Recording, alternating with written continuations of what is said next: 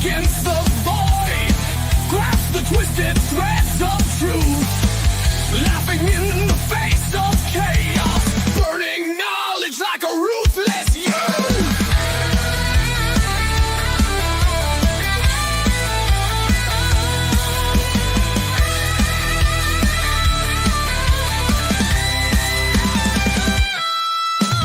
Complex thoughts dance in the fire, cynics grin with a wisecrack dire, fighting shadows with sharpened wits, baring teeth in a world unfair.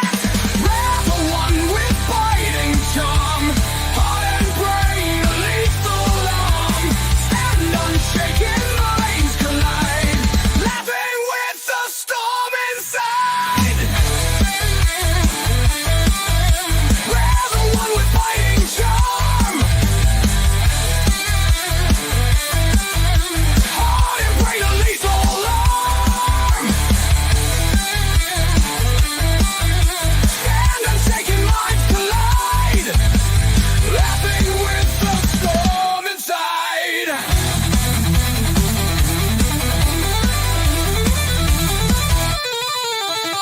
Faces enemies with a yes, every laugh a cutting test, carving paths through blackened skies, inside clear and bloodshot eyes. In the maze of thoughts ensnare, every joke a blade prepared, cuts through lies with humor's flair, unseen wisdom few can bear. Hey, folks! It is time for a new trial on this channel. Jesus Christ, it's all over the place. We are going to watch the trial against Monica Cementilli. Now, she is accused of conspiring to murder her husband in order to spend the rest of her life with her lover, the convicted PDF file turned personal trainer turned, yeah. This is okay. She's a bored housewife with a husband who was apparently very famous, a famous hairdresser, and went into corporate in the Wella, whatever that is, a hair product thingy. And, well, she, I guess she got bored, decided that, you know what, this convicted PDFer, I want this guy around my teenage daughters. Now, we don't really know if she knew he was a convicted PDF file at the time. She definitely knows it now. But yeah, so then his name was Fabio Cementilli, the hairdresser. This was way back in 2016, 2017, when he got stabbed to death at his back porch. And it took them until this fall to get enough evidence, according to the prosecution, to bring her to trial. So, yeah, that is more or less. Now, the boyfriend of this Hussy already convicted, but he has claimed he did everything by himself and she had nothing to do with it, so they really couldn't do much until they found a co-defendant of sorts who apparently put the pieces together. And yeah, it is. Now we are going to listen to opening statement, singular, because the prosecution is taking all damn day for opening statements. And so yeah, ignore what I just said, because in my opinion, if you have to go on for a full day with opening statements, remember, not even Prosecutor Love went on a full day, but this prosecutor decided, yeah, I'm going to take a full day. So what we're going to do, because this is in California, and the time difference is ridiculous. So what I'm going to do with this trial is that since I can start streaming before, usually an hour, maybe even 2 hours before the trial starts, I will do the morning session today. Tomorrow, I will start with the afternoon session and then go into the morning session and go catch up live. Simply because if I were to do all of this live, then it would end like 3 a.m. in the morning my time, and folks, that's not going to happen. So you have to stick. I have to stick to this schedule, and if you stay with me with my glorious commentary, I will be so happy. I will be so happy. Becky R, I didn't think they streamed Court in Cali. I am as surprised as you are, but this trial apparently they got through to stream it. So this will be interesting. It will be interesting. Now, much of the affair is that they got it hunkered down. Now the problem for the prosecution, was she involved or wasn't she? That is, and they are going to take 6 to 8 weeks to try to prove it. 6 to 8 weeks, which puts us all up onto YSL trial part 2. So yeah, it will be really interesting. And so let me bring you what they call love affair murder trial, California versus Monica Cementilli, and I have a slightly different name for it, celebrity hairdresser murder, or as it says on my thumbnail,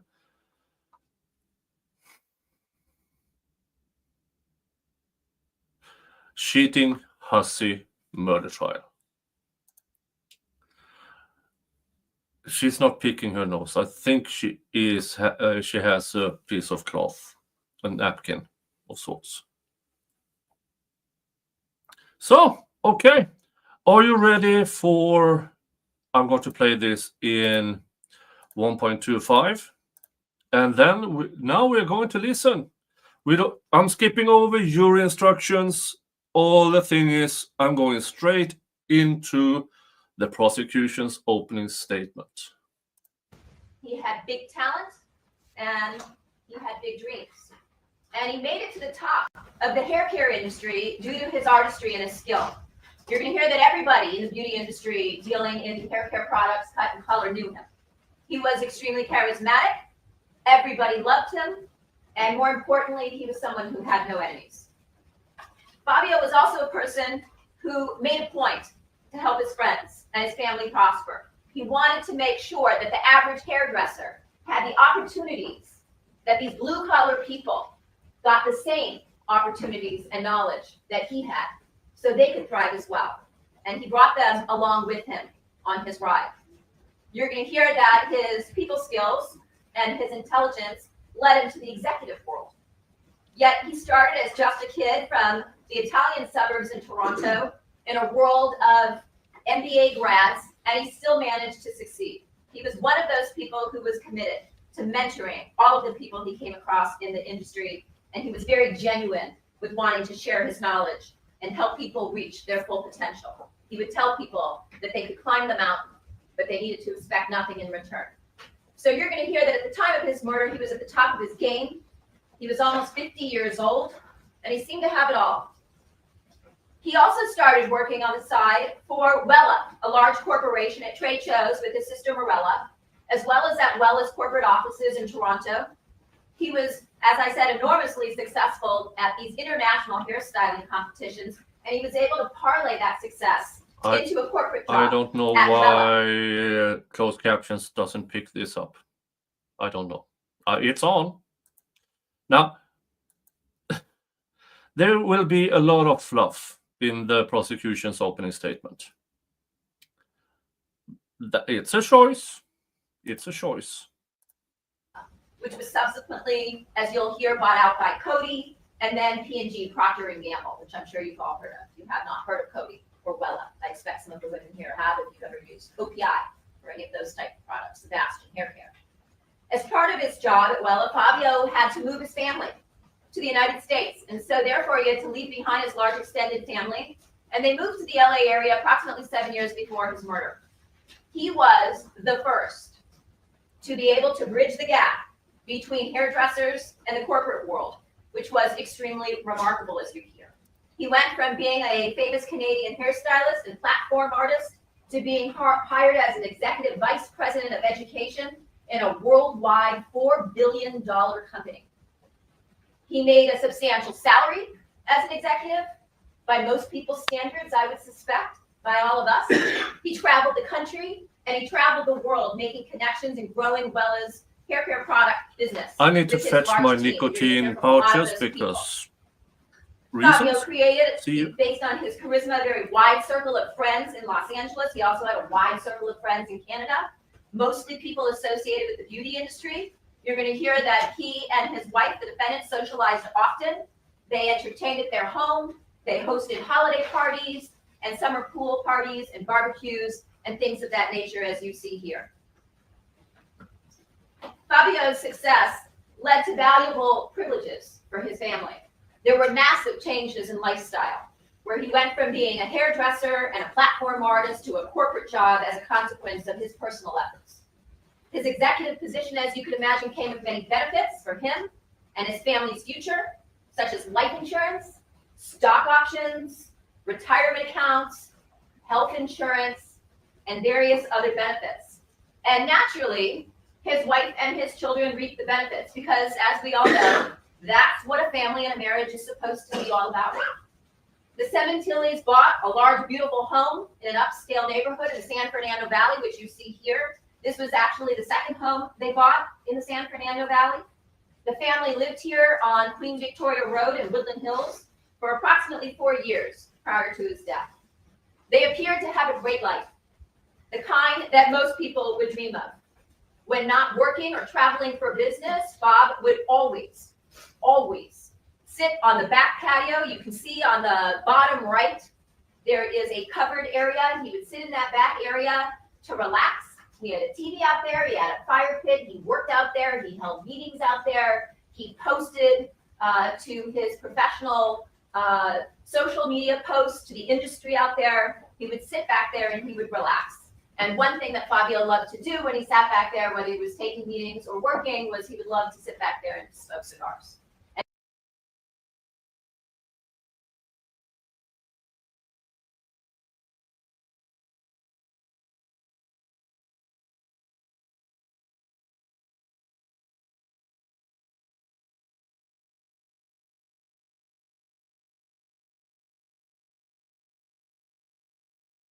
Fuck's sake. Sorry. Now, this is an age-old story. A successful man working his absolute butt off 8, 10, 12, 14 hours a day to bring home the bread to the family. He goes on trips. He climbs the corporate ladder. And all of it to provide for his family. On the other hand, he has 2 teenage daughters who barely knows him. He has a wife who does not see him sometimes months on end. This could explain the cheating. Then you get to the ending part. And yeah, now again, the person who held the knife already in prison says she had nothing to do with it. And for 7 years, that was what they had to go on. They suspected until they found an accomplice. Now, I will have some interesting opinions regarding that accomplice when we get there. But for now, let's keep listening to, in my opinion, very, very much that is hot string info. And this is where he eventually was murdered. In February of 2017, he was going to celebrate his 20th wedding anniversary to the woman that he referred to as his queen. He often called her Hussy. He talked about her all the time, and their date nights to his friends and colleagues. He often would try to sneak out of the office early on times when he was not traveling on business so he could take her out to dinner. And he constantly called her during the day to check in with her, also when he was traveling for work. His 50th birthday was coming up. It was on the horizon, and he bought himself his dream car, a used Porsche Turbo. He was planning on driving the car up to Pebble Beach to play golf with a group of his close buddies for a weekend to celebrate. But he didn't get to do that. He was enjoying his life, and he was enjoying the fruits of his hard labor. However, as you're going to hear, none of this was enough for his wife, the defendant. You're going to hear that the defendant led a privileged life. She had an adoring husband who was a superstar in the beauty industry, a very unusual man. She didn't have to work. She previously had a few part-time jobs when they moved to the California area, but she handled the family's finances. She handled the family's schedules. As I said, they had 2 teenage daughters, and she had privileges that many of us don't have. She had a housekeeper. She had a guy who cleaned the pool. They had gardeners, and she seemed to enjoy spending her days cooking elaborate Italian meals, raising their teenage daughters, lunching with her friends, and doing pretty much whatever she wanted. She also enjoyed many of the benefits of Fabio's success. They went on expensive vacations to exotic locations that you're going to hear about, such as Hawaii, Cabo, or St. Thomas, as you see here. Many of these were prepaid trips by the company. I'm going to play a bit devil's advocate here regarding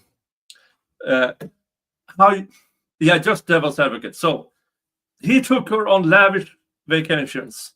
Well, apparently he didn't pay out of hand. He was gifted by the company.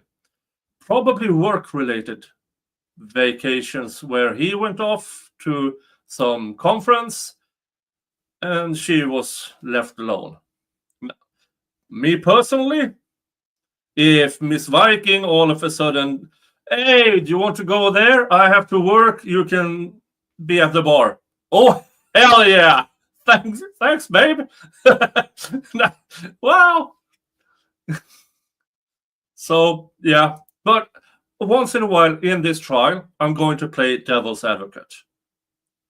Just so you know, I might not believe in it myself, but from every news station, every narrative, everybody's against her. So I'm going to play devil's advocate once in a while here. Remember, until the jury comes back with a guilty verdict, she is presumed innocent. She might be a whore, but she might be innocent to the murder. That were awarded to Fabio and his team because of their success and their hard work. You're going to hear through various people that are going to testify from the beauty industry that these were called trendsetter trips, and that Fabio's team was awarded these high-value vacations pretty much every year. You're also going to see that the defendant is someone who is very concerned about appearances. As a result, she regularly posted about her fantastic life on her public social media account, her Instagram account, which she kept under her name, Monica Senatili, and that she would include numerous photographs of herself and her family, as you see here. As I mentioned, she and Fabio had two lovely daughters, Jessica, who was 18 at the time of her father's murder, and Isabella, or as they refer to her as Bella, who was almost 17 and still in high school.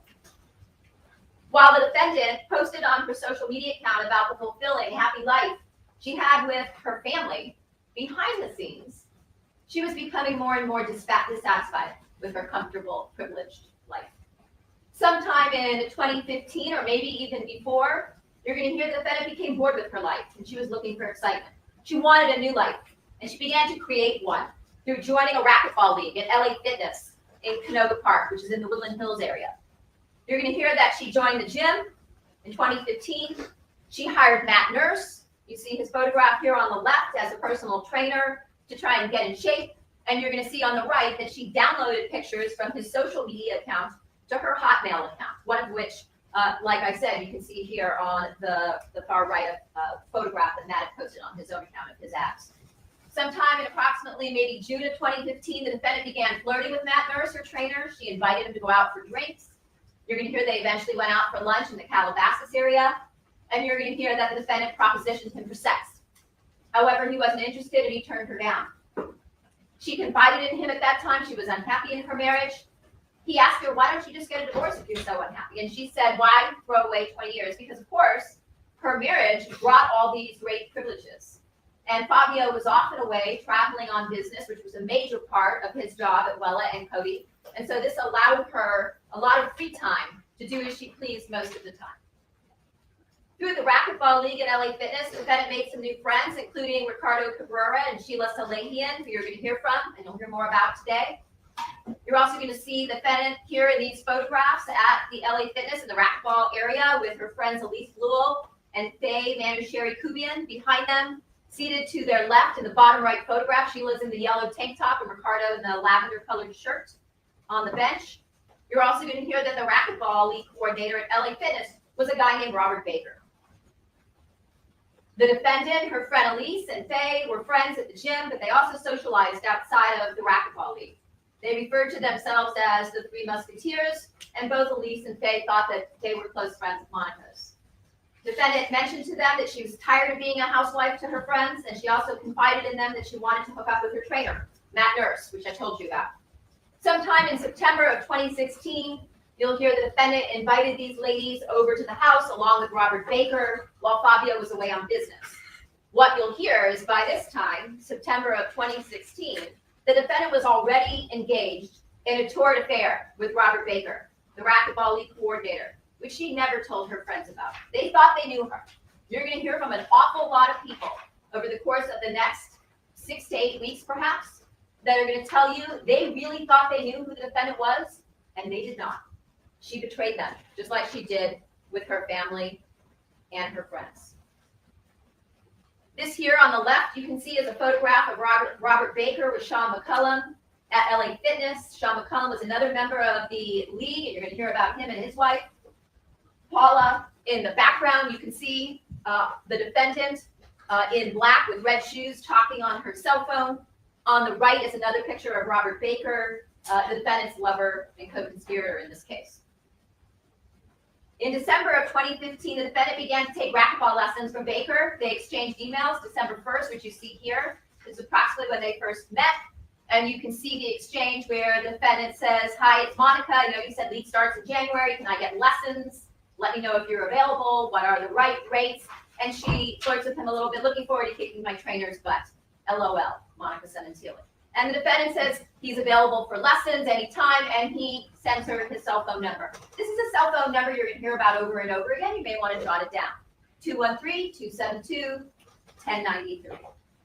It wasn't long after this email exchange before the defendant and Robert Baker were sexually involved. Their affair began very soon after these communications. The defendant obviously believed Baker was exciting, although he had no money. No prospects for success. And you're going to hear that at this point, the defendant began living two lives, two very separate lives simultaneously. eventually the defendant, she decided she would rather live the more exciting new life with Baker that she was creating, which was completely different than her role as a wife and mother. So who is Robert Baker? You've heard about him during jury selection. As I said, he was the racquetball coach and coordinator at LA Fitness. Years ago, he was in the Army. You're going to hear from 2015 to 2017, he lived in an apartment in Woodland Hills with another man. This was located at 6817 Independence Avenue, apartment 110 in Canoga Park. You're going to hear a lot about that location. That location was approximately 4 miles from the Seventilly home on Queen Victoria. You're also going to hear that Robert Baker was a registered sex offender, and that this stemmed from a series of 1993 convictions for lewd and lascivious acts with a child under 14. You can see here I've listed the counts: unlawful sexual intercourse with a minor, continuing sexual intercourse with a child, oral copulation, and sodomy. You're going to learn that the victim in this case was actually his stepdaughter from prior marriage.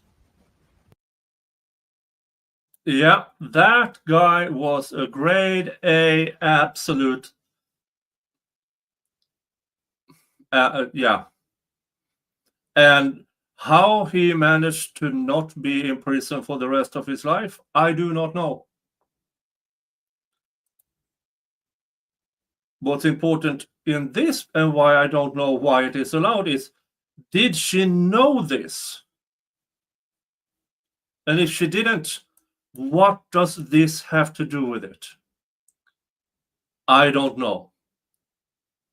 It is basically irrelevant to her murder trial.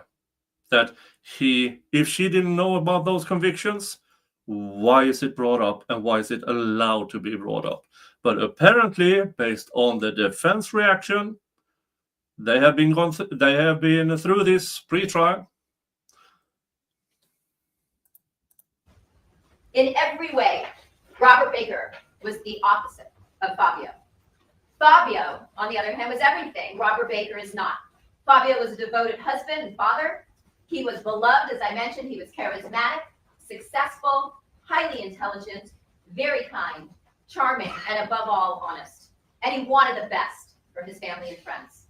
You're going to hear that on July 7th of 2023, the defendant's co-conspirator in this case, who she was indicted with, Robert Baker, pled no contest to the same charges and special circumstance allegations that the defendant is facing in this case. He pled to the first-degree murder of Fabio Sementilli.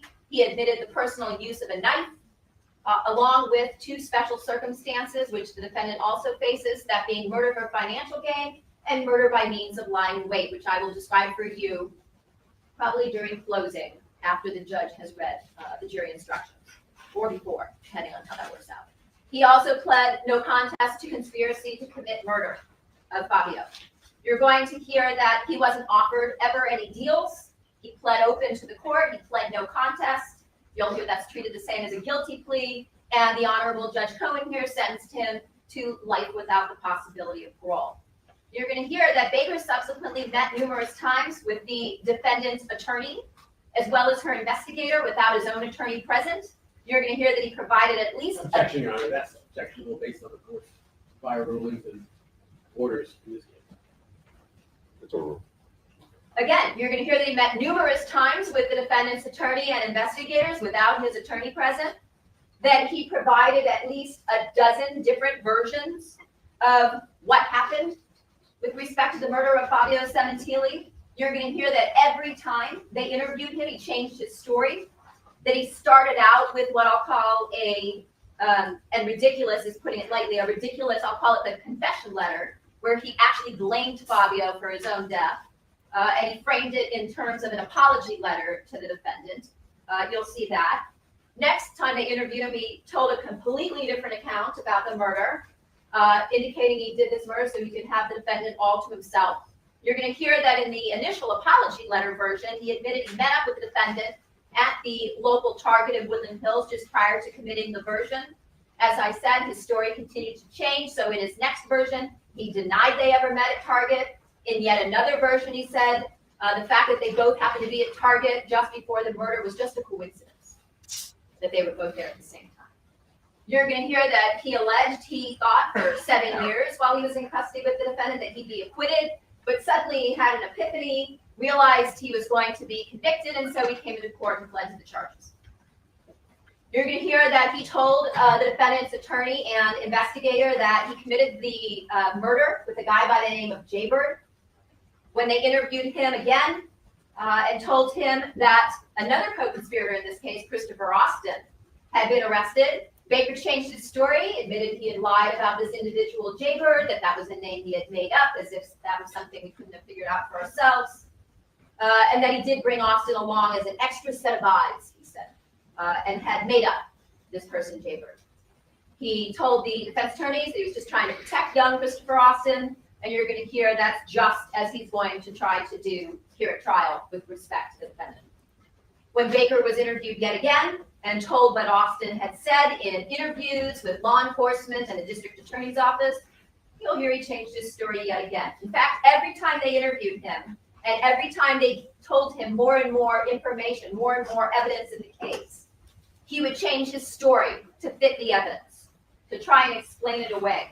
And you'll hear that every time they went to interview him, he asked to see photos, to hear recordings, once again, so that he could manufacture testimony when he comes into this court to be able to explain away the evidence. And despite the fact that they interviewed him multiple times and that he lied repeatedly, he continually told the defense attorney and the investigator that he was telling the truth, yet he continued to lie over and over again. But the defense is going to tell you that he is a credible witness. In fact, he's going to be their star witness. You're going to hear that he mentioned multiple times in recorded courthouse lockup conversations that he had with the defendant. And when I say recorded courthouse lockup conversations, I'm talking beyond this door right here. 2 of the dates occurred in Van Nuys at the very beginning before the case was transferred downtown to this court. And the other 4 occurred in the lockup, right behind this door. And you're going to hear that that area has recording devices. It also has cameras. And you're going to hear some of those recordings. They're hours and hours and hours long. And you're going to hear several hours, but you're not going to hear all of it. You're going to hear snippets, clips, portions. You're going to hear that the defendant mentioned multiple times in these lockup recordings, in her conversations with Baker, that Baker said he was going to lie, that he's going to testify for her, that she was not involved, and he's going to take the blame if it becomes necessary.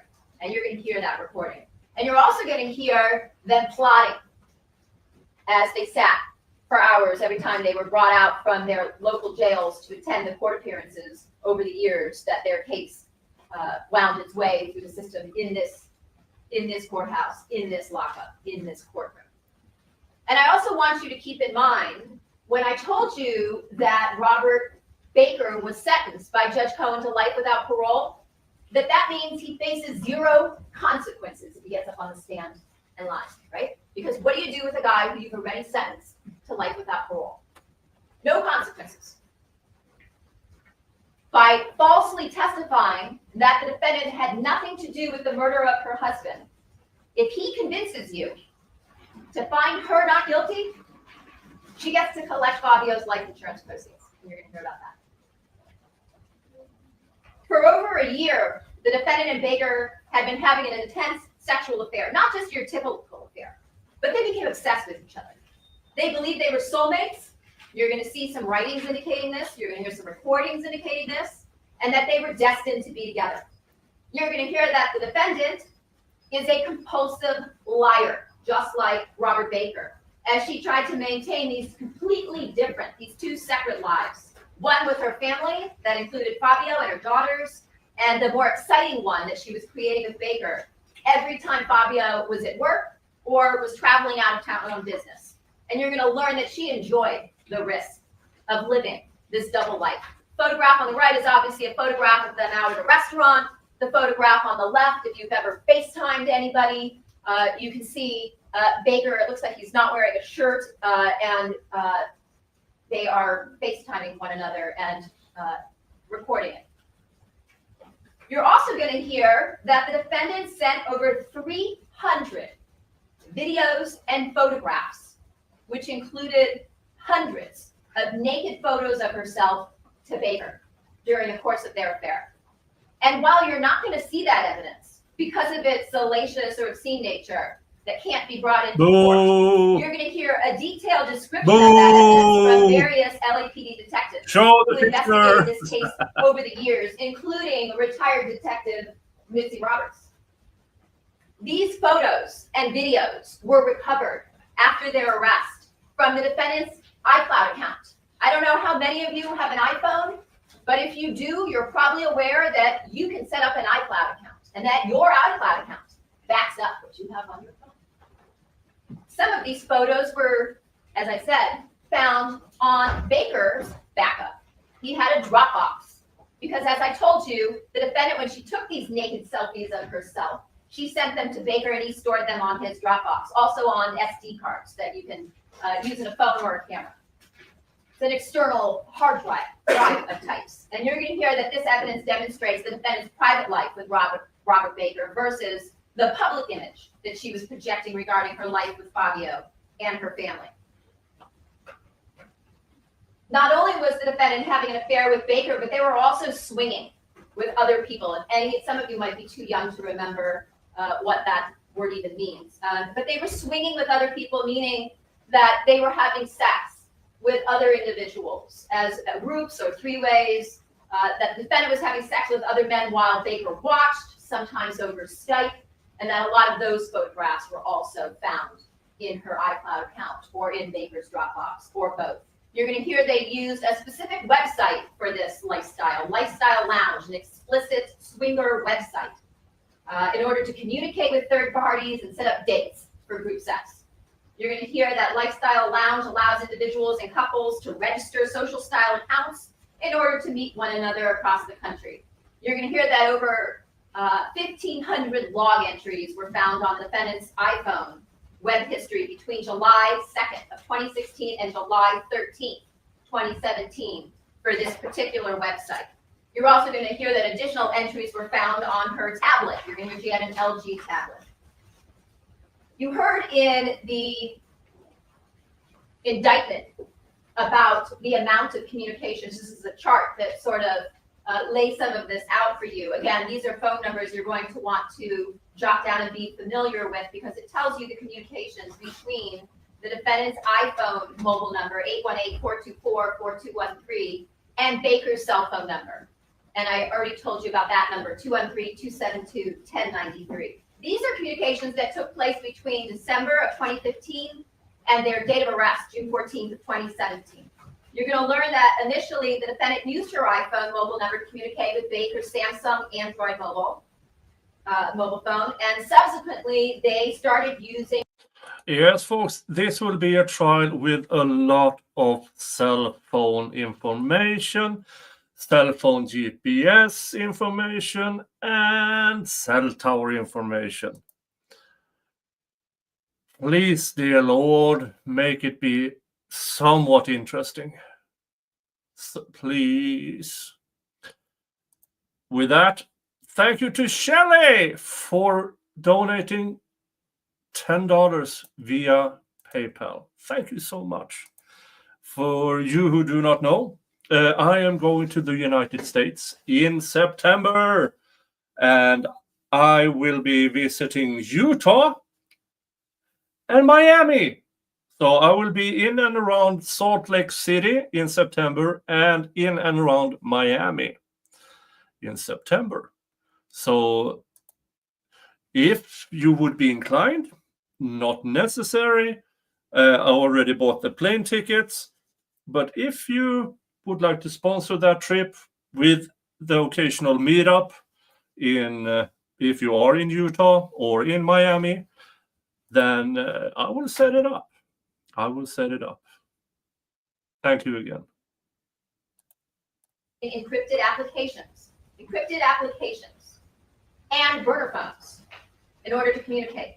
Their burner phones were never found as they dumped them before their arrest, and you're going to hear some of their jail recorded lockup over here is talking about their destruction of evidence. So we're nation of the next 10 minutes, you find that it's available for break on you. Very good, Your Honor. Let me just finish this one chart. This chart gives you a rough idea of the sheer volume of communications between the defendant and her lover, co-conspirator Robert Baker, as I said, during this period.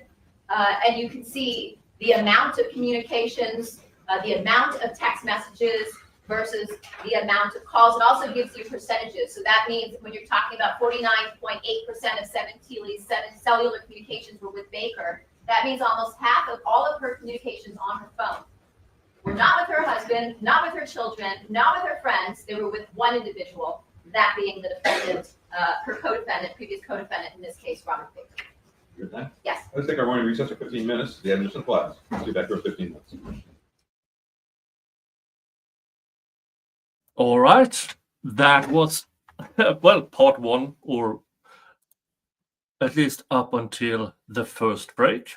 And through the magic of recapping, Unregistered burner phone. Although we'll never know exactly when.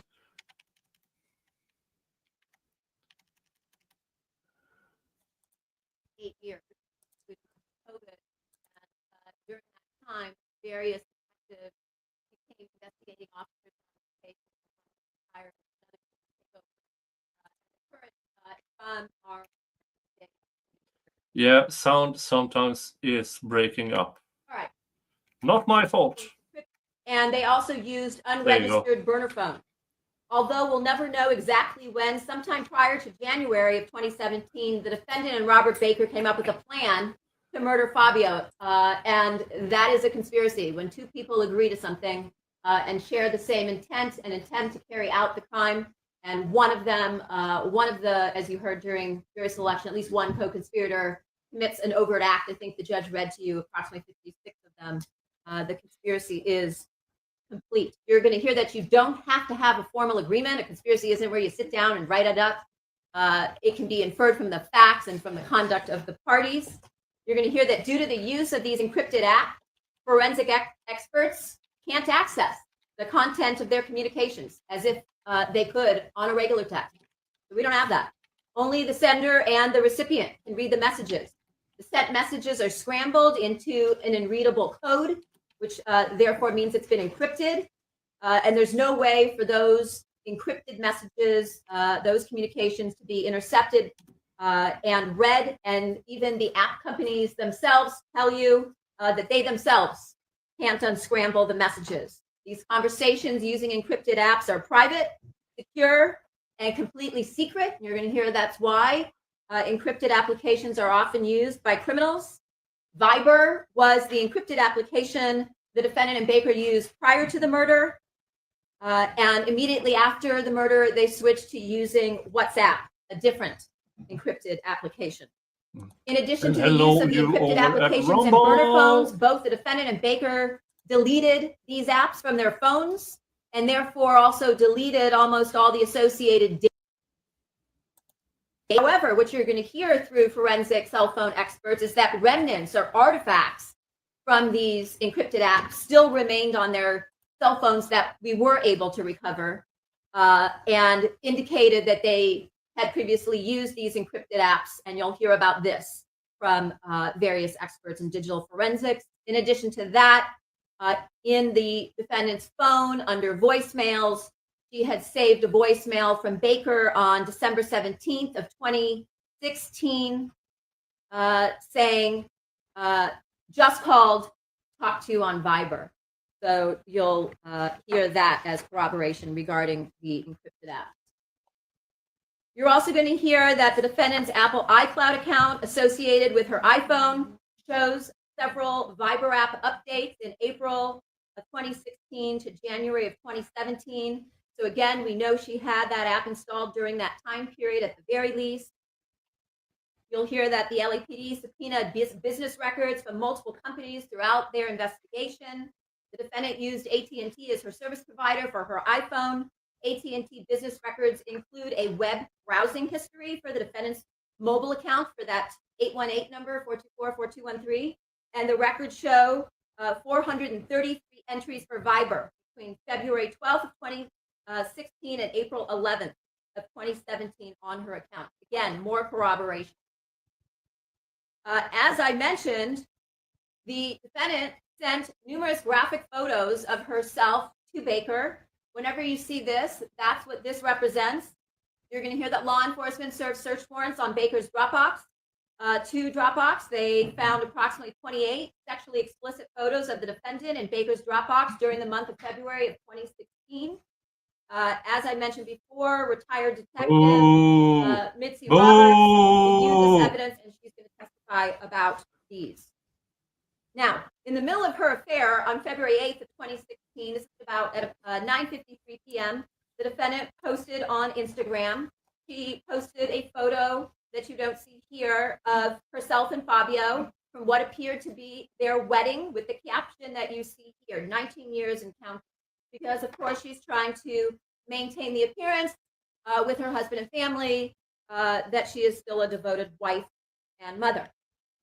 After an apparent date night with Fabio on February 12th of 2016 at 9:26, the defendant posted another photo of herself and Fabio with glasses of wine and this caption that you see here. Later that same night, after her date night with her husband, she sent a nude selfie of herself to Baker.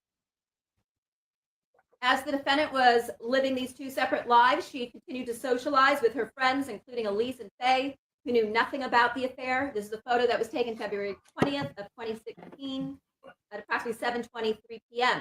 What you don't see here is that later that same evening at approximately 9 p.m., the defendant is at Baker's apartment. And the reason that we know that is because there are naked pictures. And the defendant sent multiple nude photos of herself earlier on this same day from her home. You can see from the background in those photos to Baker.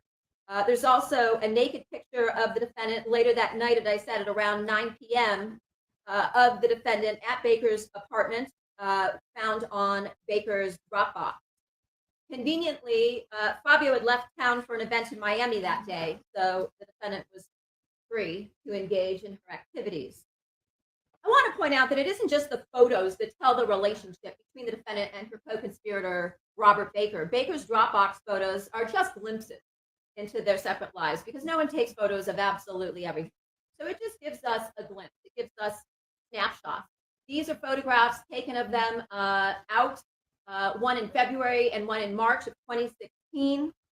Again, during the month of March of 2016, approximately 9 sexually explicit photos of the defendant were recovered from Baker's Dropbox, which, again, will be described for you.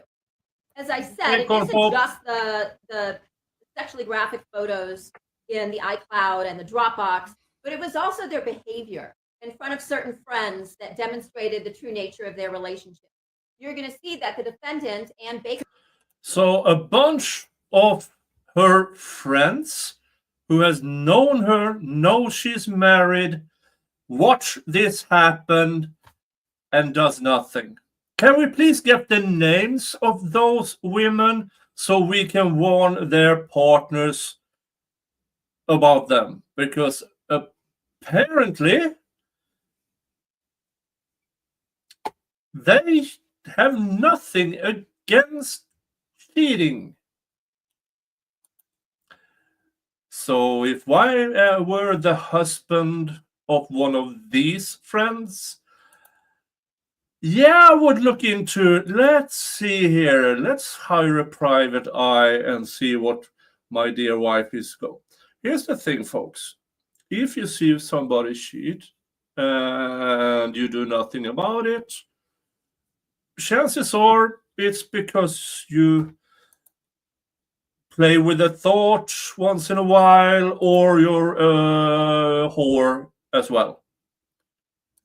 Both for both sexes. Both sexes. If you're a guy and you see your married guy friend jumping around with other chicks, well, you're a whore as well. Went out on dates with certain friends, and they held themselves out as lovers, as a couple, as partners. And you can see that here. On the photograph on the top left, you can see Ricardo Cabrera and Sheila Salehian, a married couple. You see Monica across the table. And again, this was a night that they went out on a double date, March 12th of 2016, to a restaurant in the valley called Delmonico's, where they ate lobster. Oh, look, there's a name. Sheila Salehian. Sheila and Ricardo You're going to hear more about them in a little while. Once again, Fabio is out of town on business. He's in Minnesota at the time, so he has no idea what's going on behind his back as he's traveling for business. Hi, fun He size. was completely unaware. He never saw what was coming because the defendant would routinely lie and tell Fabio and their daughters, her family, and friends that she was going out with girlfriends for dinner, but really she was over at Baker's apartment most of the time. As Fabio traveled a lot for work, his professional assistant, Alicia Truesdale at Wella, would routinely send Fabio and the defendant his itinerary and his travel plan. When Fabio was gone, as I said, the defendant would hook up with Baker. On occasion, she even had Baker over to have sex at the house. Fun size. Well, we have a bunch of new people here. Hello and welcome to the cheating Hussy murder trial, where this broad, the defendant, former Mrs. Monica Sementilli, is charged with the murder of her husband, or conspiracy to murder her husband to be with her convicted PDF file lover. Yeah, I said that. He was killed in 2017, and up until this fall, I think November, they got a confession from another co-conspirator, which made them piece together the puzzle and bring charges towards Monica Sementilli. So there is where we are now. The cheating wife, cheating hussy murder trial. Or, as Law and Crime says, love affair murder trial. Or, as I also have as an alternative headline, the celebrity hairdresser murder trial, because the husband, Fabio Sementilli, was a world-renowned hairdresser, world champion hairdresser of sorts. So that's the short version. In her bed. This is an example that you see here, Alicia's photograph on the top left of the type of itinerary that Alicia would always send both to the defendant and Fabio, so that the defendant could keep track of his schedule and his travels, and when he was going out of town, the exact times he would be picked up by limo services, when he was returning, what hotels he was staying at, and the like. So again, we know that Fabio was out of town at the same time that the defendant and Baker were on that double date with Sheila and Ricardo, as you can see by this document here. Since the defendant always knew when Fabio would be traveling and where he would be, it made it very easy for her to be able to plan and live her secret life with Baker. While knowing where your husband was at all times would make it easy to hide an affair, knowing such information, as you can all imagine, was instrumental in setting him up to be murdered. On one of the occasions when Fabio was out of town, the defendant had Baker stay over at the family home. That's while her two teenage daughters were also there, and she got caught. Her older daughter, Jessica, who you'll hear from, found Baker sleeping in the defendant's bed one morning. And the defendant lied to her, convinced her that although Baker had slept over, she herself had slept in a separate room along with Sheila Salahian because they all had too much to drink the night before and couldn't drive. And of course, this was a complete fabrication. And as you'll hear from Sheila, she never slept over.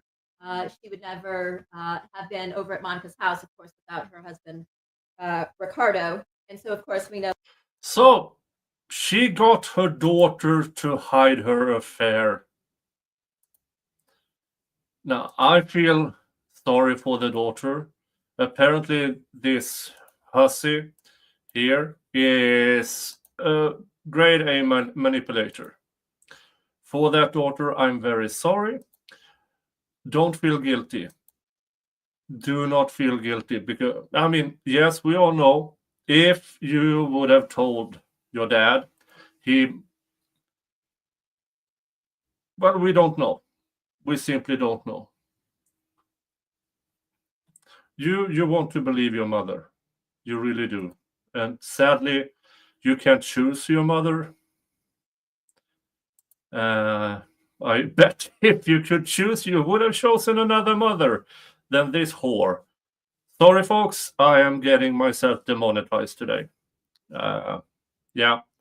And if you don't like my language, yeah,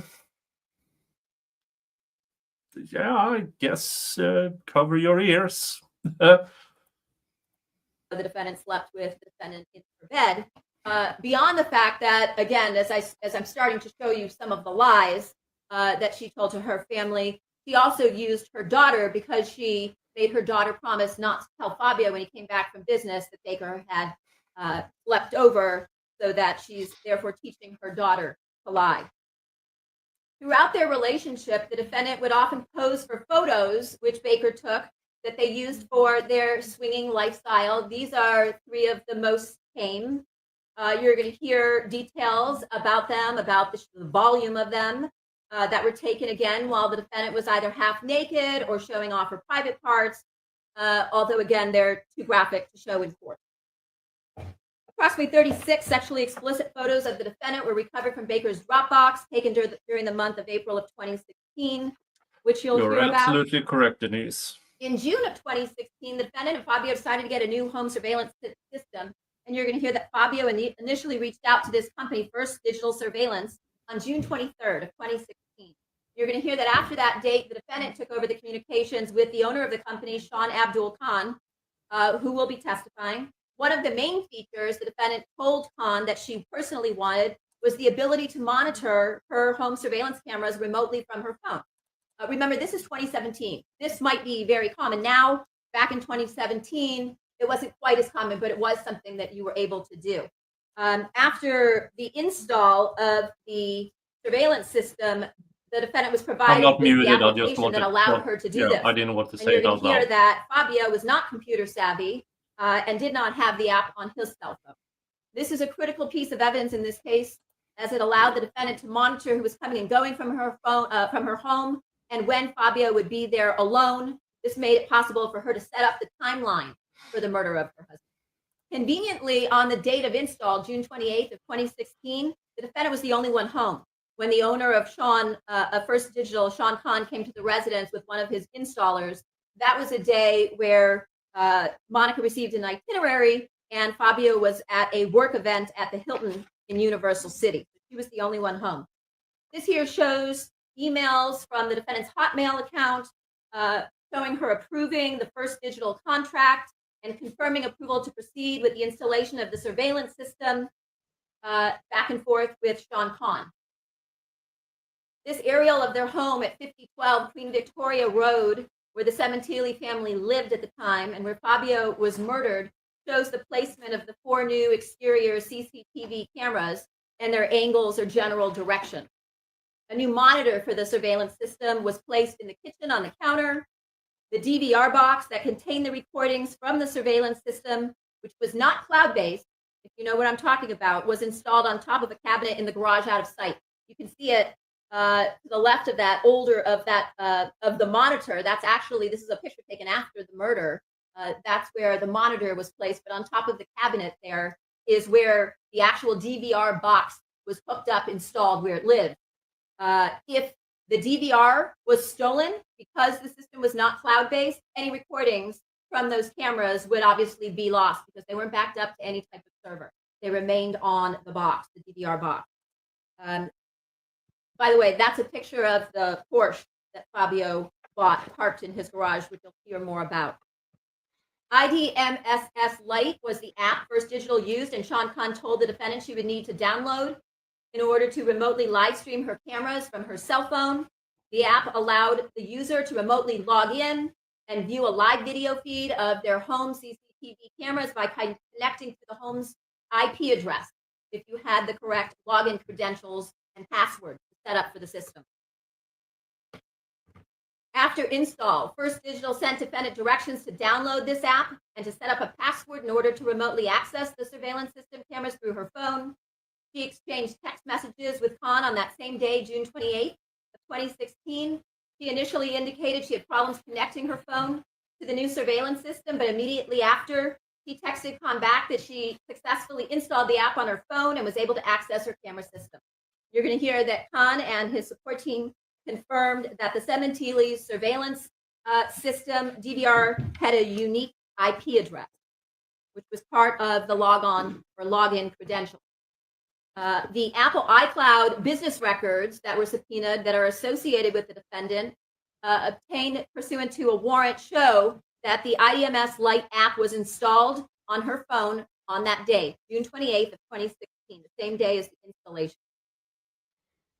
Another critical piece of evidence to note, on that same day, after the installation, the defendant forwarded the email instructions from First Digital to Robert Baker, along with her IP address, which is unique, her login credentials, and her password.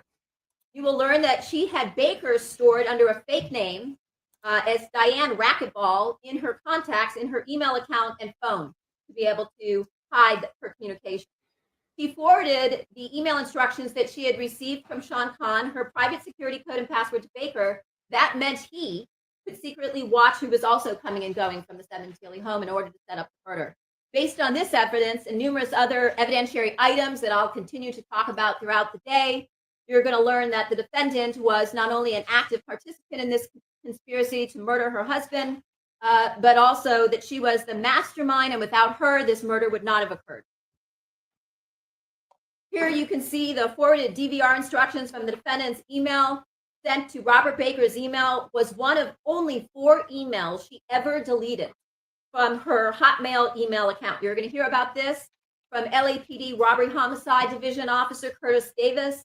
He's an expert in cyber investigations, and he's going to tell you the forwarded email with the login directions was discovered in the defendant's deleted emails folder that's titled deletions after her arrest.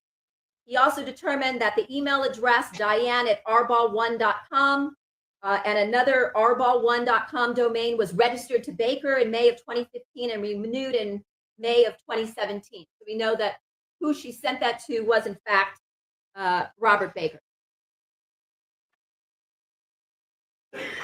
Also, within her email account, her contact list included an entry for Diane at rball1, and she had a nickname, or what's referred to in cyber investigation terms, a quick name for that email account was listed actually as Rob, and she had his 213 phone number that we talked about. Yeah. If I'm not advising anybody to do crimes, but if you're doing a fake email account, don't put your actual name in the description of it. That's really, really, really stupid.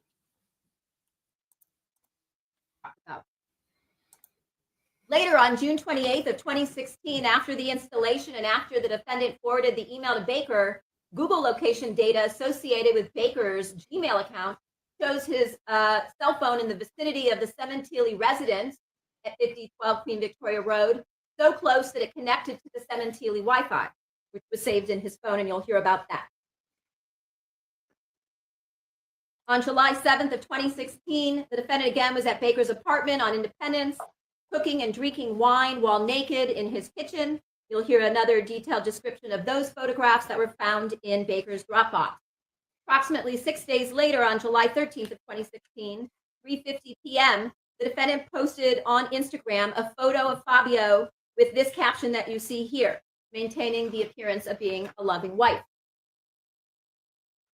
On July 18th of 2016, the defendant forwarded an email regarding Fabio. He had an upcoming business trip in Las Vegas. You'll hear about this. This is called the Trend Vision show that they had annually, which was set for the week of July 22nd to 28th of 2016. She forwarded this email to Baker. The defendant was planning on attending the show. It was being held at the Aria.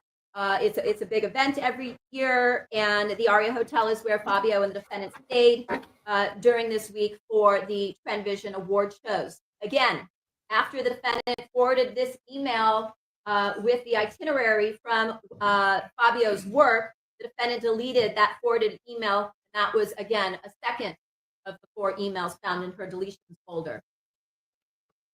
Forwarded it to Baker. On July 25th of 2016, Fabio was the MC for the Trend Vision Award show at the Aria. You see him here on the left.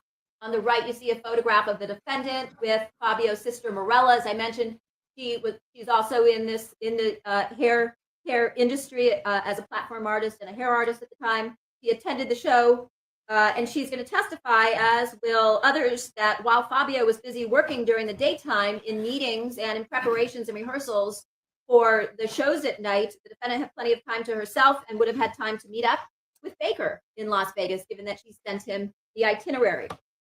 In fact, independent evidence shows Baker was at the Aria during this time period, according to charges on his case account. On July 24th, he has a charge for self-parking at the Aria Hotel and also an ATM withdrawal from the hotel there that day where Monica was staying with Fabio. Again, in August of 2016, there's approximately 16 sexually explicit photos of the defendant, 14 of which are of the defendant having sex with other men, found in Baker's Dropbox. Same thing in September of 2016. More sexually explicit photos of the defendant having sex with a different man were found in Baker's Dropbox. In October of 2016, once again, multiple sexually explicit photos of the defendant were found in Baker's Dropbox.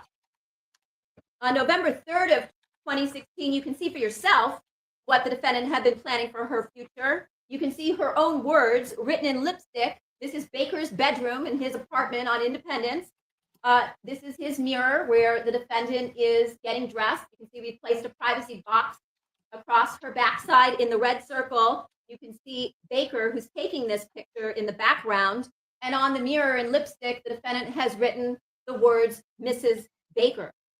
This is a photograph that was found in Baker's Dropbox.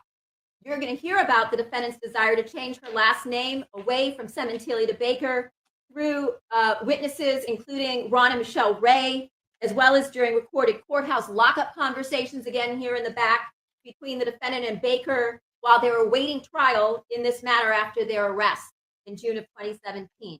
You're going to hear that the defendant mentioned on more than one occasion that she hated being called Cementili, that's her word, and planned to change her last name, even though her two daughters have obviously the last name of their father, Cementili. You're also going to see that she used Mrs. Baker in several jail letters that are referred to as types in the criminal justice system that she sent to Baker. And you can see that those are her signature from various jail letters on the right side.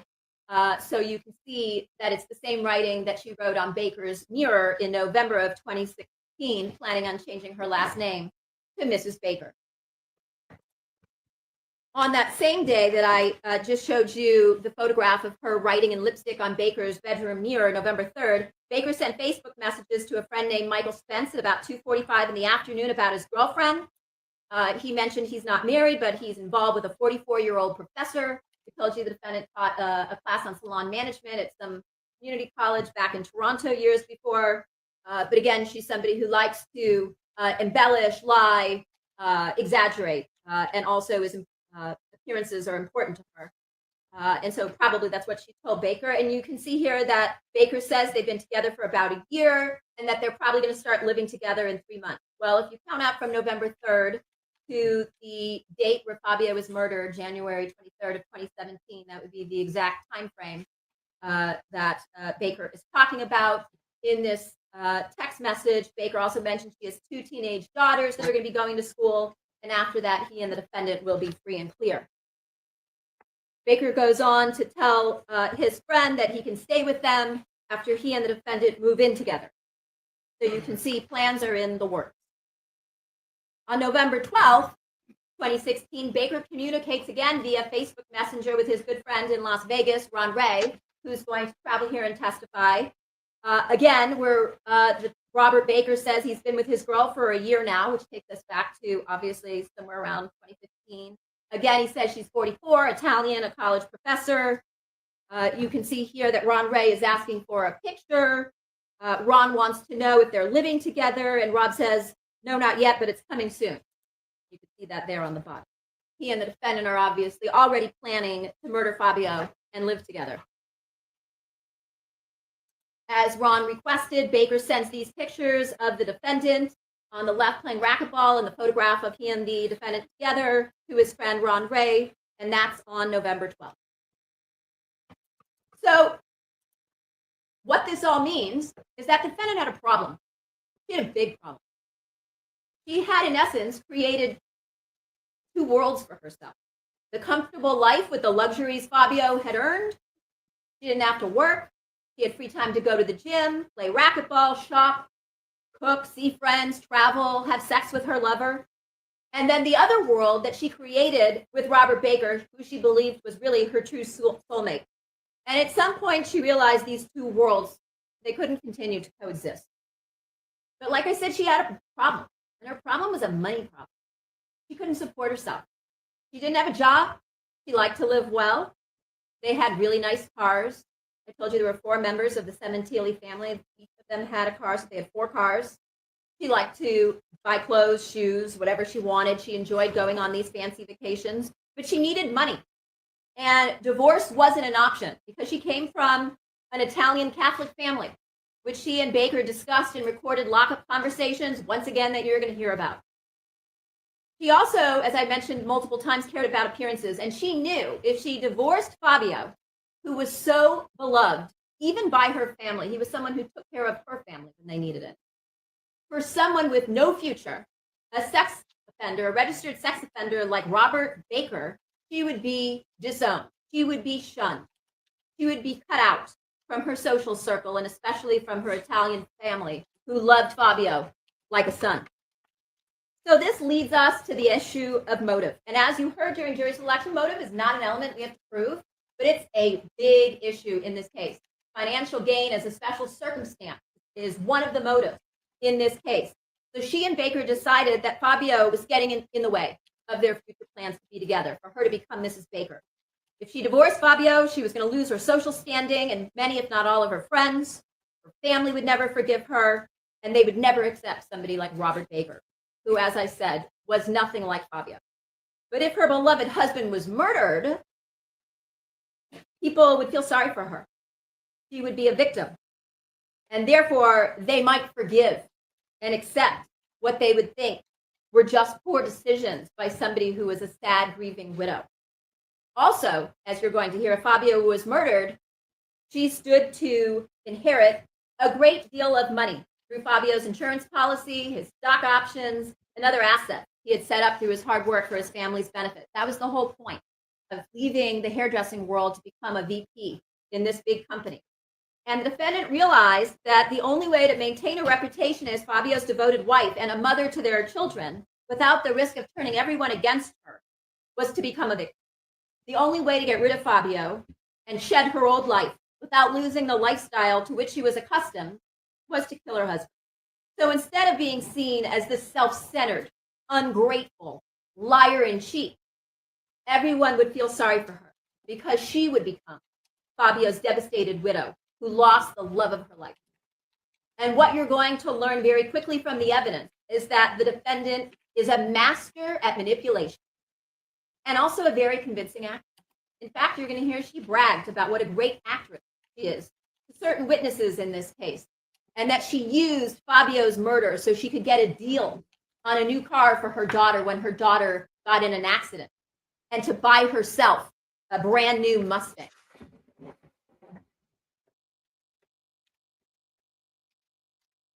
And so at some point in 2016, a conspiracy was happening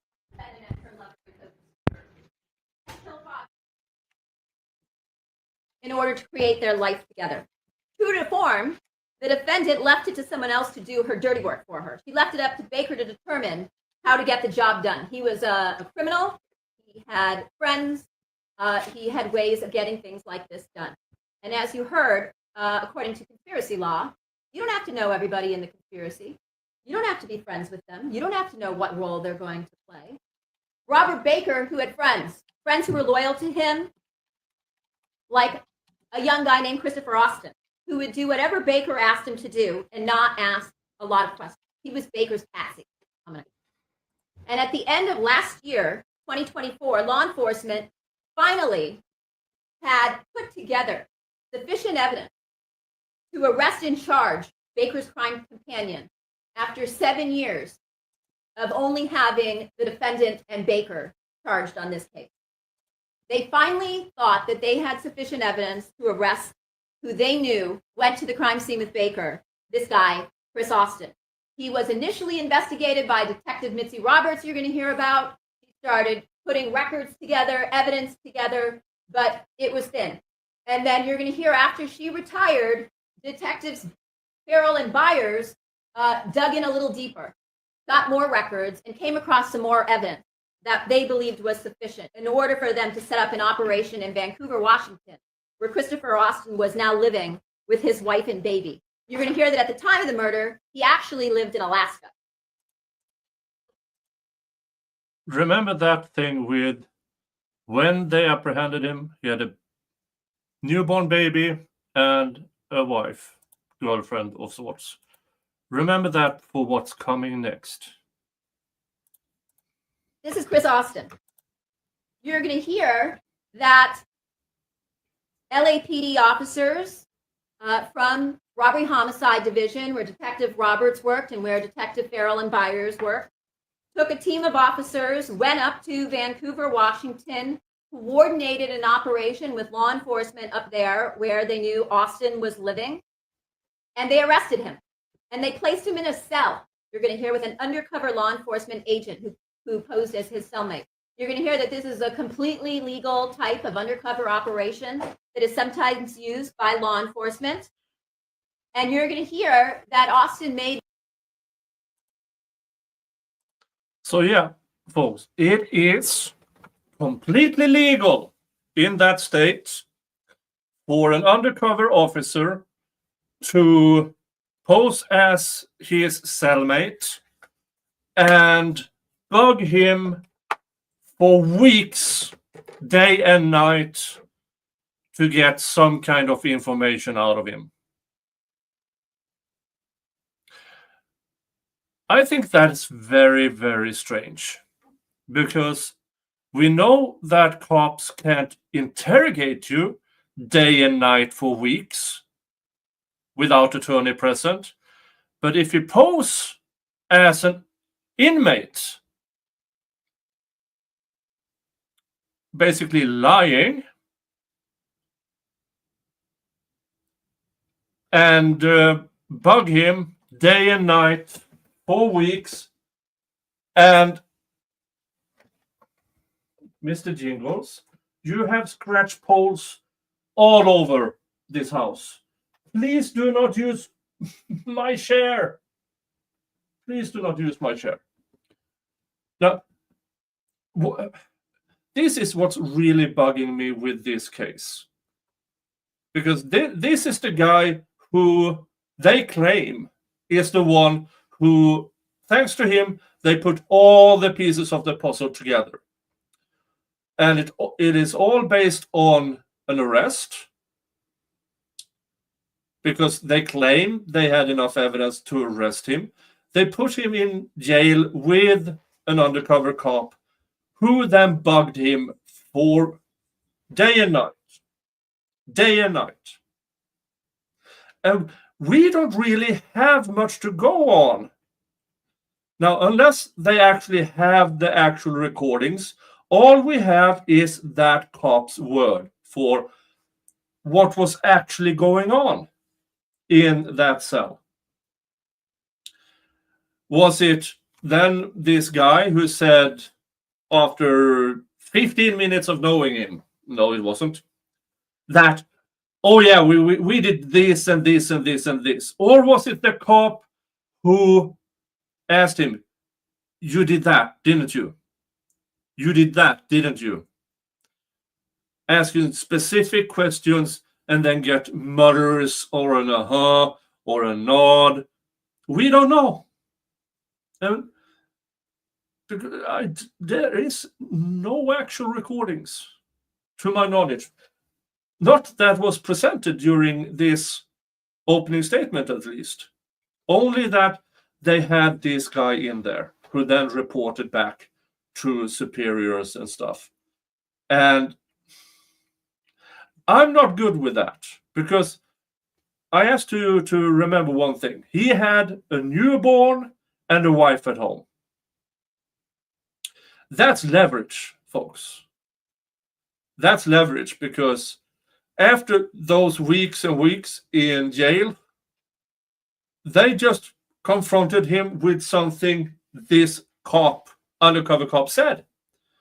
And I could almost guarantee in it was, because they're going to go into this with, oh, he then threw himself at the mercy of the court with a deal.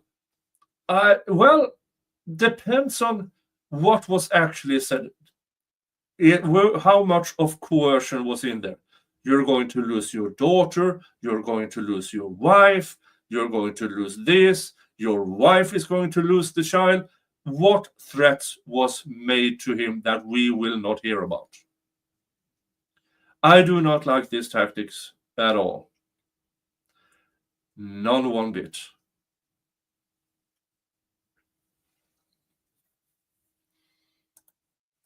Various statements to his, what he thought was his cellmate, his cellie. And he only told a very small part of the story because he was very hesitant to speak, as you can imagine, to someone he didn't even know about this murder he had committed. It was, as you'll hear, his first arrest. He had never been in trouble before. He hadn't even met with a lawyer yet. And you're going to hear. Yeah. So this, in my opinion, is an interrogation without his lawyer present. He just didn't know it was an undercover cop. I cannot fathom why this is legal. I don't know why. In my opinion, shouldn't be. No. If there is a cop interrogating you, trying to get information, then that should be out in the open. Hello, my name is officer this. This is our evidence against you. You need to talk. And he has. So yeah, in my personal opinion, apparently it's not unconstitutional, at least not in that state, in Washington state or whatever the state was that they finally got him in. But for me, it's plain wrong.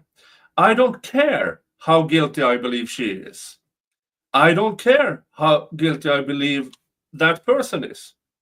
I believe it's a clear violation. Clear violation. But in that state, it is not.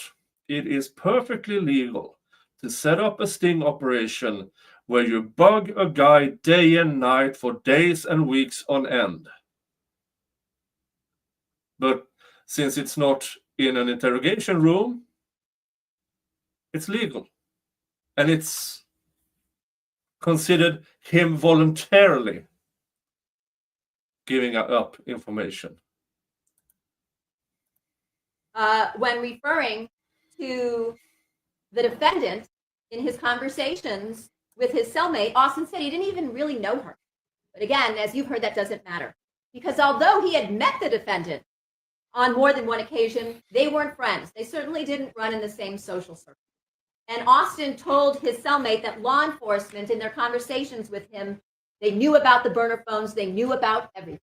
Because these detectives, when they went up to conduct this operation, were well prepared. And you're going to hear that the undercover cellmate, after listening to Austin talk to the LAPD detectives who came to the cell door to say, look, we know about this, we know about that. So don't think you can lie to us. The cellmate, the undercover agent, says to Austin, to me, it sounded like it's the bitch who planned everything. Because again, these agents know that they have to talk in a way, use language in a way such that they will be trusted by the individual that they're put into the cell. They are lying to this guy. They are feeding him information. As she said here, listen to that again. The undercover agent says to Austin, to me, it sounded like it's the bitch who planned everything. Because again, so the cop is planting that information, in my opinion. It sounds like the bee, she planned everything. Yeah, I don't like this at all.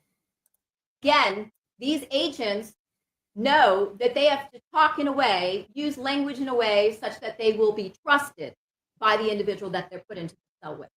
And Austin's statement from the very beginning was, yeah, she did.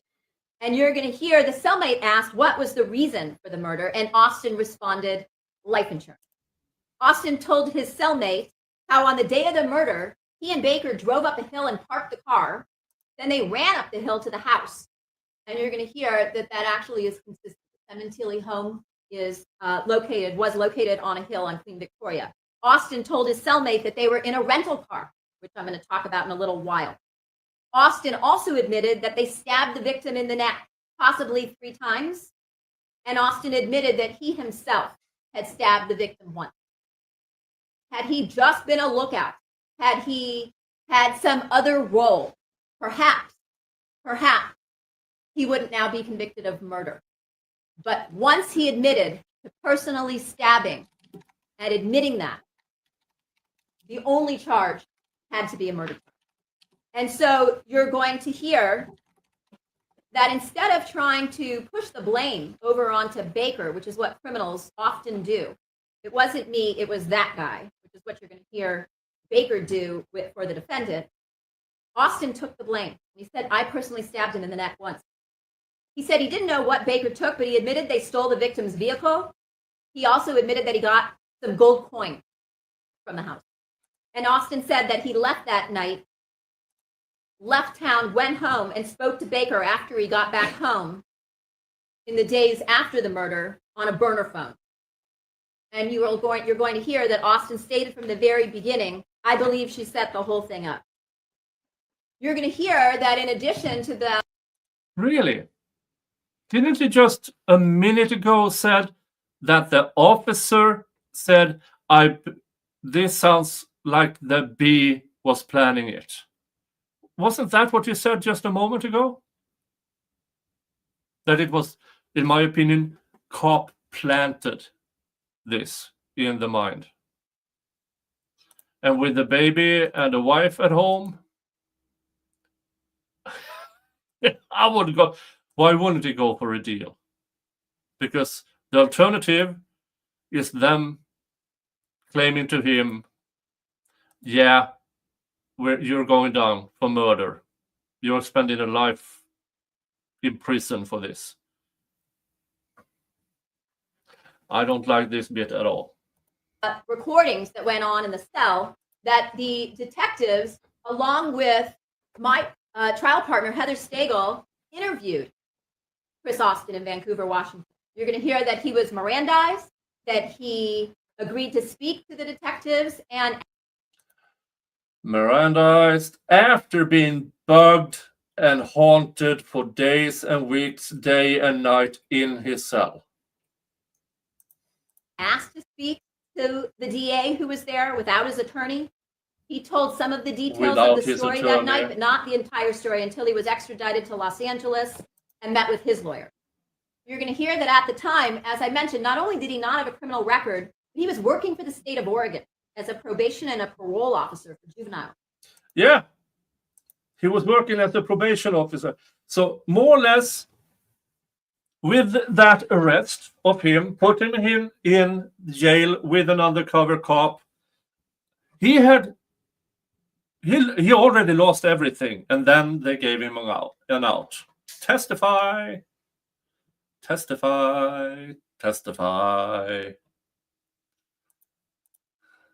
He had no prior record. You're going to hear that he knew Baker as a childhood friend through his father, and that he had worked for Baker at the age of 19 for 2 to 3 years as his personal assistant, that they lived together in Las Vegas as well as in the Los Angeles area.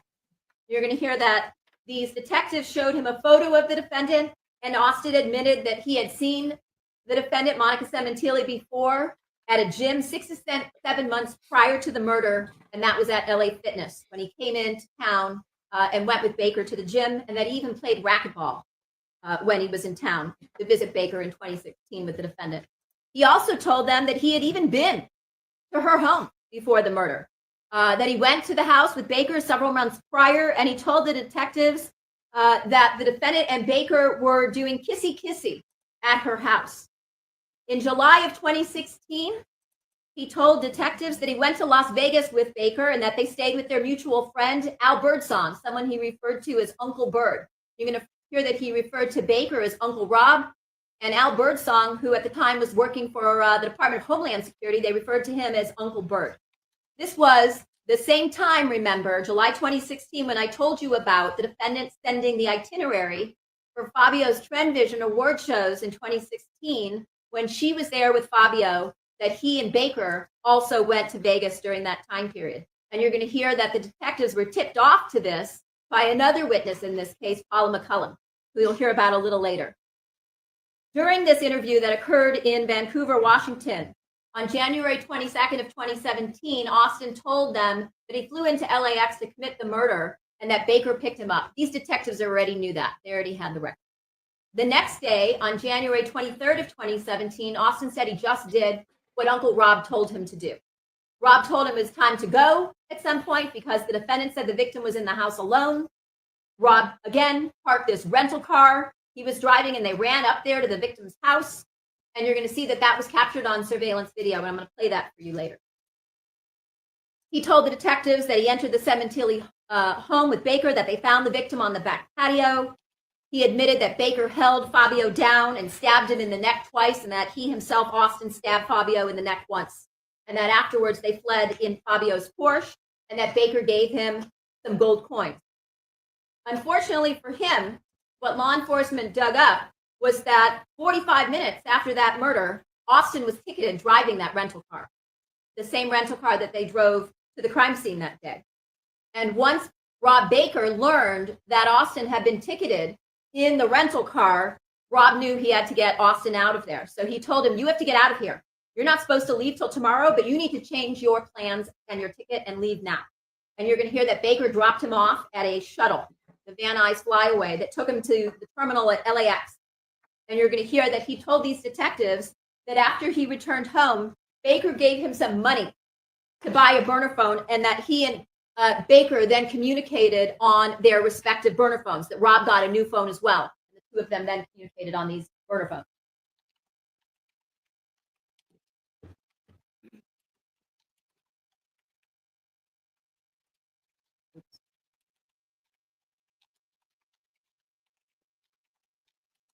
Figured in the slide,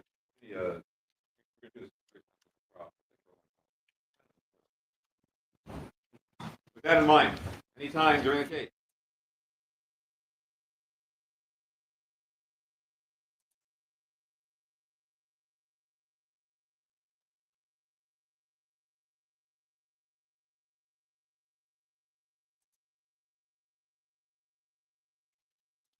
Don't know why the sound disappears once in a while. Excuse me if my voice cracks. I drink water as I'm doing this. I'm not trying to be rude. I'm going to be talking all day. You're going to hear that in this case, once Austin was extradited to Los Angeles on the charges, he met with his lawyer, and then he had what's referred to sometimes as a proffer interview. That means that there's paperwork that goes up the chain of command in the DA's office, that a charged defendant in a criminal case wants to make a statement to the DA and to law enforcement in exchange perhaps for testifying at trial. And you're going to hear that anytime you have a conspiracy case like this where a defendant requests a deal, there's as I said, a protocol. And you're going to see the type of paperwork and hear about the type of paperwork, as you see here, that gets generated. So in a case like this, as I mentioned during jury selection, we may elect to use a participant like Austin in order to give the jury details you otherwise wouldn't have, behind the scenes look, so to speak, to give you additional evidence so that you're able to perhaps evaluate the testimony of, let's say, a witness like Robert Baker when he gets on the stand properly. Additional evidence to assist you in making decisions. I'm sure you've heard the phrase before on television shows that sometimes the government makes deals with smaller fish to get the bigger fish. And you're going to hear that in this case, Austin was in a very different position as a defendant than Baker, given his lack of criminal record and the way he was brought into this conspiracy, or from the defendant who orchestrated the entire thing for her own benefit. And you're going to hear that Austin talked about Baker like he was family. He was a close friend of his dad's back from South or North Carolina and had grown up with him and then worked for him, as I mentioned. And you're going to hear that in November of 2024, he and his lawyer sat down with my partner and I and the detectives and gave a recorded statement. And that he was told that he would be given no promises in exchange for anything that They didn't need to give him promises. They had everything to ruin everything for him. He had nothing to lose by telling them what they wanted to hear. And now he has to testify in this trial to maybe save a bit of career, save his marriage, get to see his kid again. It doesn't matter what you promise or not promise, Miss Prosecutor, because you took everything or threatened to take everything from him, but you left him a small out, and that is to give you what you wanted. This is what bugs me with this case. This is what bugs me. day until his statement was vetted and corroborated by independent evidence. And that whatever he told us that day couldn't be used against him unless he got up on the stand and lied. Then we could use it for impeachment purposes or to say, you said this before. However, we weren't going to make him any promises or any deals that day. So he had to do this on a leap of faith along with his lawyer, that he believed he had information to provide that would assist us, assist a jury in a case like this. And you're going to hear that he laid out some parts of the planning that went into the conspiracy, that the parts that he knew of, at least, that began in 2016. And that he went through the details of his trip with Baker to Las Vegas in July of 2016, when I told you the defendant was there with Fabio and Morella for the Trend Vision show, that he flew to Los Angeles on Baker's dime, and then he and Baker drove to Vegas, that they went to Birdsong's house, that every time they were in Vegas, they stayed with Al Birdsong. He believes, he remembers he and Baker actually went to the Aria. He may have even met with the defendant at the Aria, but he doesn't have a clear memory of that now, all these years later. However, while he was in Vegas, he and Baker and Birdsong talked about how to go about killing the defendant's husband. And Baker said he needed Austin to help him take out Fabio, that the defendant was the one who wanted it done. And that Baker and Birdsong and he talked about what to do, and they ruled out a shooting because it would cause too much noise. And that Baker wanted Austin to do the crime alone because no one really knew him in the LA area. And the plan was then that they formulated that they were going to stab Fabio in the neck, stab him to death. And that Baker was on the phone a lot with the defendant. And that Baker and the defendant wanted Austin to come to Los Angeles in early January of 2017 to commit the murder because the victim was supposed to, according to Austin, be traveling somewhere in late January. And indeed, a piece of corroborating evidence came out. Fabio was supposed to be traveling for business on Saturday, January 28, 2017 to Boston. That's information that could only have obviously come from the defendant. And Austin talked about how when he came to Los Angeles, he went to LA Fitness, maybe sometime he thought in September of October of 2016, and he played racquetball with the defendant. And later that night, he and Baker went to the defendant's home, and it was just the three of them there. And she ordered pizza. And he watched television and ate pizza on the couch while Baker and the defendant went off to have sex. And that they showed him, defendant showed him the patio area where Fabio liked to hang out that I told you about. And Baker and the defendant told Austin that's where Fabio likes to hang out because remember, the plan was for Austin to commit the crime alone.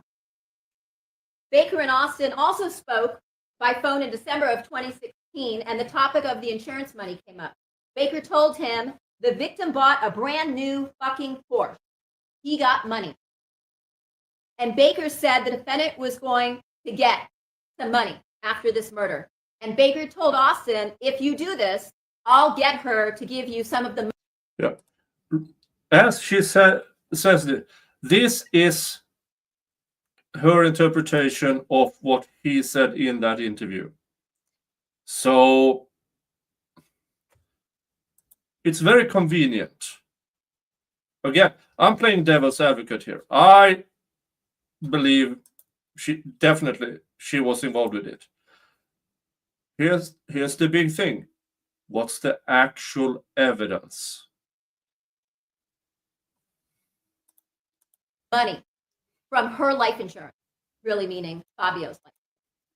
And that Baker was talking numbers in the area between $30,000 to $50,000 for Austin coming out, committing this murder and helping out his friend Baker. But Austin never spoke to the defendant directly about the murder. But again, the law says that doesn't matter. After the Las Vegas trip, Baker and Austin continued to discuss the murder and its planning to commit this murder of Fabio Cementili. And Baker sent Austin some money. At some point, he sends him an ATM card you're going to hear about. He also sends him money to buy airline tickets to fly to LAX on January 22nd of 2017. And I told you the detectives, they had already tracked down all of that information. However, shockingly, what comes out of Austin's mouth during our interview of him in November of last year was something no one ever knew. He says he flew in January 22nd. We knew that Baker had picked him up at LAX that morning. We knew that Austin left his cell phone home at Baker's direction so he couldn't be tracked. He admitted that he knew he was coming into town to commit this murder.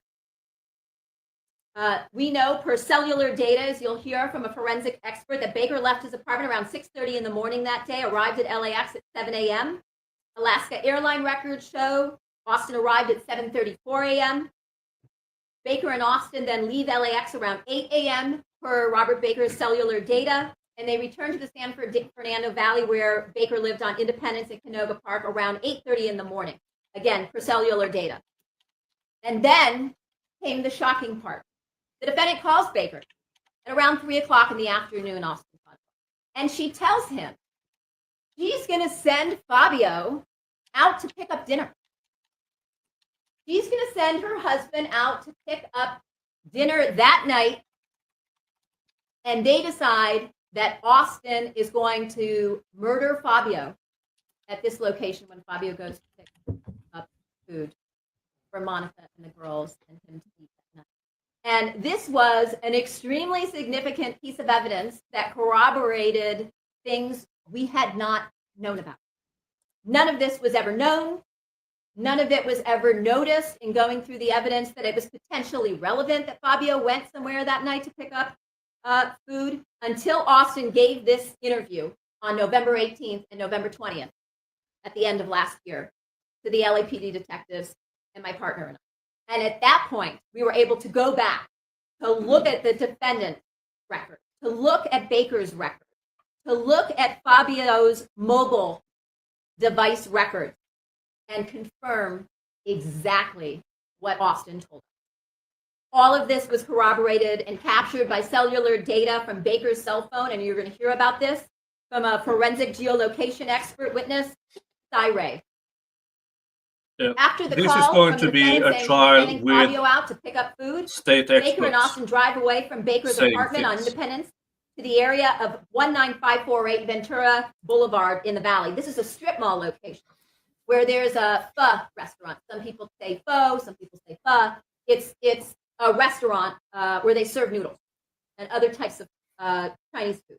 While in the area of this restaurant, Foso 1, you're going to hear the defendant and Baker exchanged 69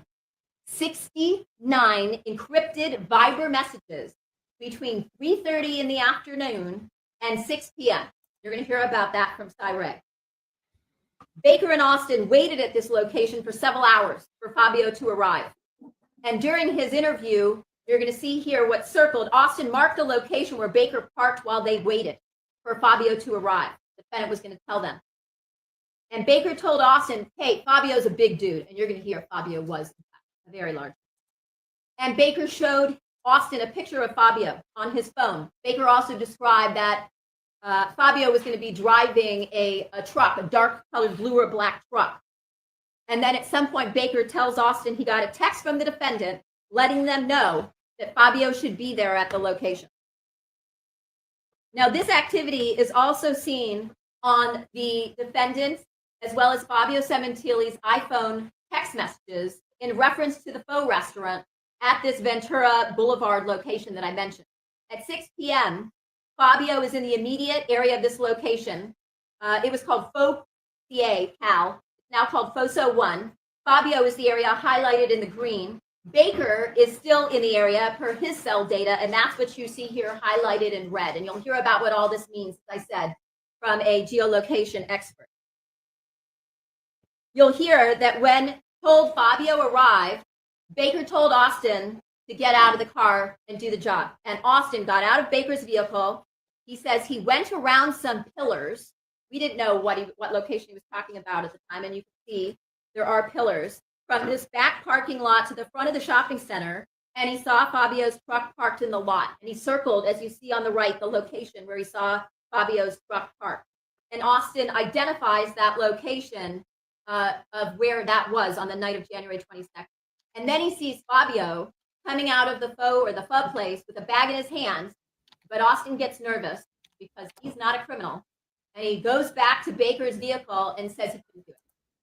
But we would never have known that that was the night that they planned to murder Fabio. That was an attempted murder. Never knew about this until the end of November of last year. Sure. Take our lunch recess until 1:30. As always, the admonition applies not to discuss this case among yourselves or if anyone else in the form express any opinions or the cause is not explained to you. Have a good lunch. See you at 1:30. All right, folks, that was up until lunch. And as I said in the beginning of this is out of California. The time difference will end me if I tried to go by California time. So what I'm going to do in this trial, this 6 to 8 week trial, today I streamed up until the lunch break. Tomorrow, since I am, 8-9 hours ahead, when I start this tomorrow at 9 a.m. Eastern time, I can go on for 2 hours with the afternoon and the rest of the state's opening statement. And then I will probably catch up with the rest of the trial during tomorrow mornings up until, hopefully, we will hear from the defense. Because so far, despite my, I really don't like a bunch of parts of this, it is very compelling. It's very, very compelling. But we haven't heard from the defense yet. The defense opening statement, they should bring it. They should bring it.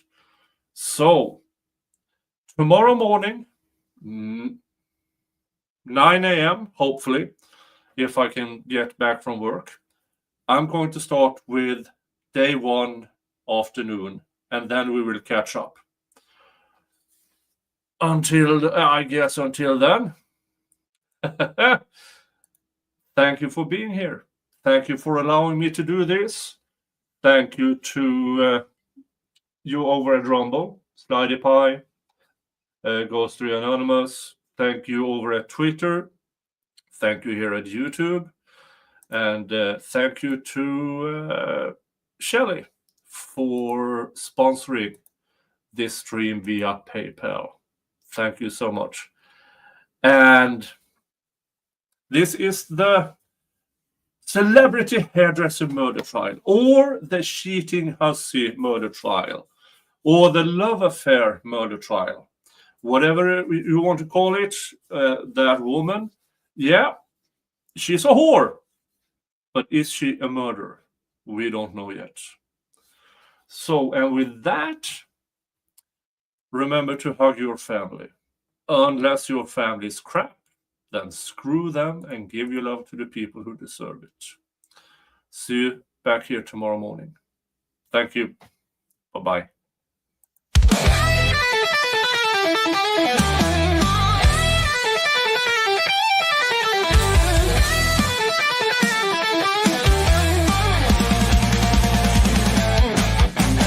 His mind a fortress against the void. Grasp the twisted threads of truth. Laughing in the face of chaos. Burning knowledge like a ruthless youth.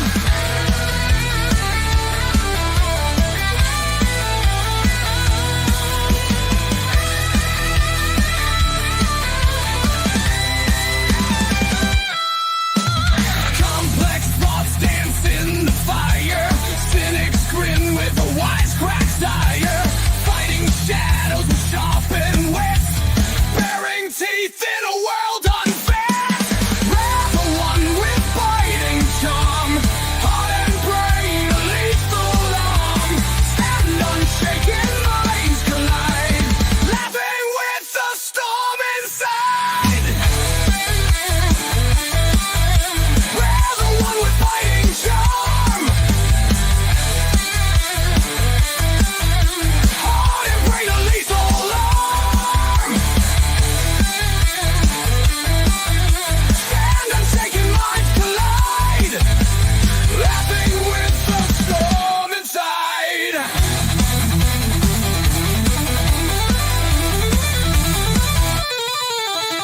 Face his enemies with a yes. Every laugh a cutting test. Carving paths through blackened skies. Inside clear and bloodshot eyes. In the maze of thoughts ensnare. Every joke a blade prepared. Cuts through lies with humor's flair. Unseen wisdom still can bear.